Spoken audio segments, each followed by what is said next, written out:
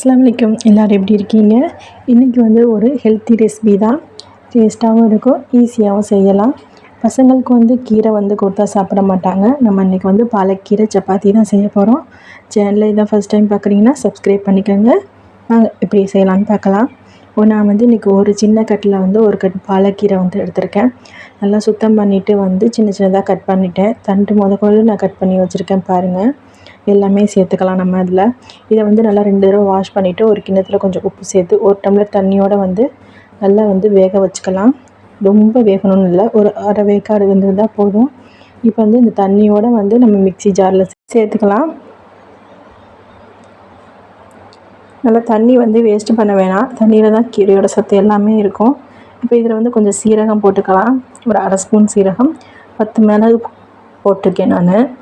அதோட நான் ஒரு 20 சோம்பு சேர்த்துக்கலாம். ஒரு அரை ஸ்பூன் இஞ்சி பூண்டு பேஸ்ட்டு. இஞ்சி பூண்டு தனியாக போட்டோம்னா ஒரு மாதிரி இருக்கும். இதை பேஸ்ட்டாக இருந்தால் நீங்கள் பேஸ்ட்டாக சேர்த்துக்கலாம். நைஸாக அரைச்சதுக்கப்புறம் நான் வந்து 2 கப் மாவு எடுத்திருக்கேன், கோதுமை மாவு. இதில் வந்து கொஞ்சம் வந்து உப்பு சேர்த்துக்கலாம். உப்பு சேர்த்துட்டு போது உப்பை நல்லா மிக்ஸ் பண்ணி விட்டுறலாம் மாவில்.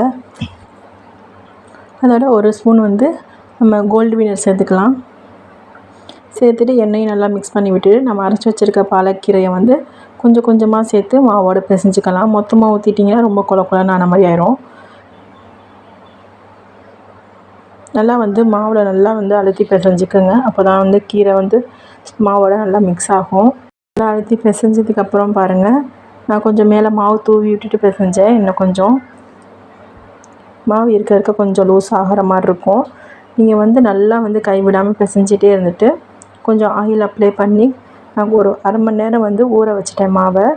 நல்லா ஊறினதுக்கப்புறம் வந்து ஒரு எடுத்தால் வந்து நல்லா சாஃப்டாக இருந்துச்சு.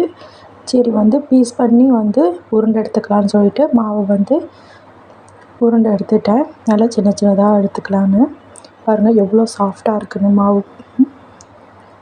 நம்ம தேவையானதுக்கு வந்து சைஸில் வந்து எடுத்துக்கலாம். எடுத்துகிட்டு ஒரு பிளேட் வச்சு 2 பக்கம் மாவு தடவி வந்து எடுத்துக்கலாம். தேய்க்கையில் இல்லைன்னா ஒட்டும். அப்புறம் நம்ம பிளேட்டில் அடுக்கி வச்சாலும் வந்து ஒரு சப்பாத்தியோட ஒன்று ஒட்டிக்கணும். தேய்ச்சி வைக்கையில் நல்லா மாவு அப்ளை பண்ணி போட்டுக்கோங்க.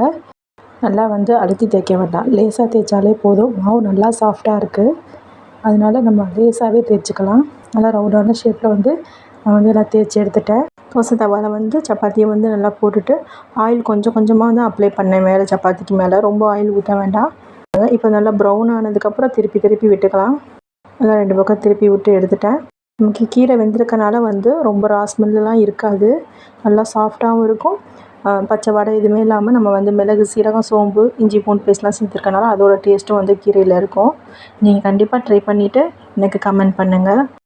பாருங்கள், நல்லா கொஞ்சம் கொஞ்சமாக ஆயில் அப்ளை பண்ணி போடவும் தான் நல்லா வந்து 2 பக்கம் நல்லா ப்ரௌன் ஆகி வந்திருக்கு சப்பாத்தி. சாப்பிடவும் அவ்வளோ சாஃப்டாக டேஸ்ட்டாக இருக்கும். பாருங்கள் எவ்வளோ சாஃப்டாக இருக்குன்னு பாருங்கள். சூப்பராக ரெடி ஆகிடுச்சு. இதுக்கு வந்து நான் வந்து வெள்ளை சுண்டல் போட்டு கொஞ்சமாக வந்து குருமா மாதிரி வச்சுருக்கேன். இன்றைக்கி தான் பாலக்கீரை சப்பாத்தியும் குருமா தான் இன்றைக்கி டேஸ்ட்டான ஒரு டின்னருக்கு செஞ்சு கொடுத்துருக்கேன். நீங்களும் கண்டிப்பாக இதே மாதிரி ட்ரை பண்ணி பாருங்கள்.